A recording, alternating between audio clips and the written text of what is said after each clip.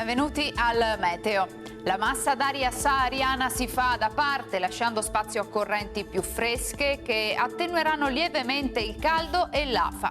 Vediamo il dettaglio di venerdì 2 luglio. Sul Veneto il contesto sarà soleggiato dappertutto, il cielo si presenterà sereno o poco nuvoloso. Tuttavia nelle ore pomeridiane non si esclude lo sviluppo di modesti annuvolamenti sulle zone montane che potranno dare luogo anche a locali precipitazioni.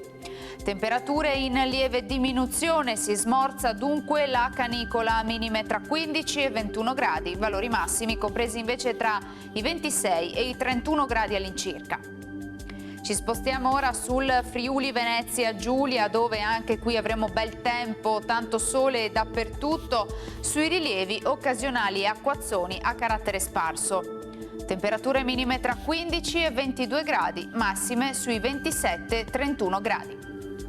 Infine diamo uno sguardo alla situazione del Trentino Alto Adige, anche qui ampio soleggiamento dappertutto, sui settori alpini di confine nelle ore pomeridiane qualche rovescio. Temperature minime intorno ai 17-18 gradi, massime sui 30 gradi all'incirca. Dal Meteo di Antena 3 per ora è tutto, grazie per l'attenzione, arrivederci al prossimo aggiornamento.